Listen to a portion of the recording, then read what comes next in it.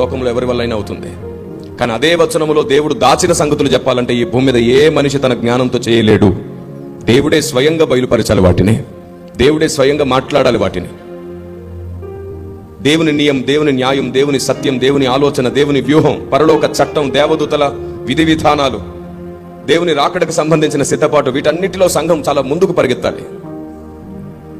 భక్తి సాధన అంటే మనం అడిగినవన్నీ పొందుకోవడం కాదు. మనం అడిగినవన్నీ పొందుకొని దేవుడు నన్ను బాగానే దీవిస్తున్నాడు, నేను కరెక్ట్ గానే ఉన్నాను అనుకుంటే భ్రమ. సాతాను కూడా దీవిస్తాడు. మీకు ఎప్పుడైనా ఈ అనుభవం గురించి ఎప్పుడైనా మీరు విన్నారా?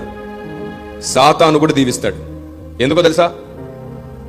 మనం నడిచే మార్గం కరెక్టేనని మనం భ్రమపడేటట్లు సాతాను కూడా దీవిస్తాడు. కొన్నిసార్లు శ్రమలు వచ్చిన తర్వాతే మనం సరియైన మార్గంలో నిలబడతాం. అవును, విరిగి నలిగిన తర్వాతే దేవుని చిత్తం వైపు నడుస్తూ ఉంటాం మనం. అందుకు దేవుడు కావాలని కొన్నిసార్లు సమస్యలకు అనుమతిస్తాడు, శ్రమల్లో నిన్ను ఉంచుతాడు. మీరు చెప్పండి, మీరు ఎన్నోసార్లు ప్రార్థన చేశారు, ఆ ప్రార్థనలు ఎన్నో నెరవేరకుండా మిగిలిపోయి ఉంటాయా ఇప్పటి వరకు కూడా? మీరు చాలా ప్రార్థనలు చేసి ఉంటారు. మీ కూతురు కోసం అడుగుంటారు, కొడుకు కోసం అడుగుంటారు, ఇల్లు కోసం అడుగుంటారు, అప్పులు పోవడం కోసం అడుగుంటారు, లేదా ఉద్యోగం కోసం అడుగుంటారు. మీరు అడిగినవన్నీ అడిగినట్లు జరగట్లేదే. అలా జరగకపోయినా సరే ఇంకా మీరు ప్రార్థిస్తూ ఎదురు చూస్తూనే ఉండుంటారు. మీకు తెలుసా, దేవుడు ఎవరి జీవితంలోనైనా ప్రార్థన ఆలస్యం చేశాడు అంటే వారు అదృష్టవంతులు. మీరు అడిగినవి దేవుడు ఇవ్వడం ఆలస్యం చేస్తున్నారంటే మీరు నిజంగా అదృష్టవంతులే. ఏమిటి సార్ అంత మాట అంటారు? మనం అడిగినవి దేవుడు ఇవ్వకపోతే అదృష్టం ఎలా అవుతుంది? అదే చెప్తున్నాను.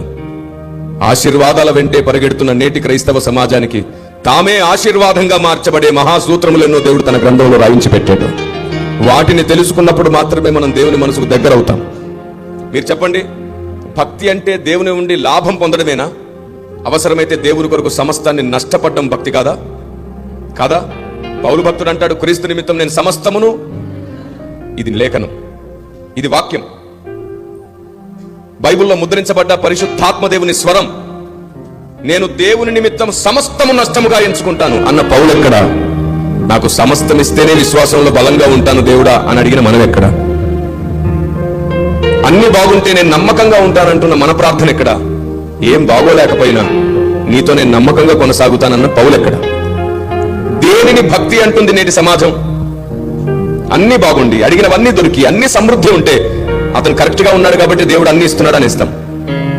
మరి పౌలు తన జీవిత కాలంలో అన్ని అనుకున్నట్టే పొందుకున్నాడా? ఆకలితో ఉన్నాడు, రాళ్ల దెబ్బలు తిన్నాడు, కొరడా దెబ్బలు తిన్నాడు, ఓడబద్దలింది సముద్రంలో.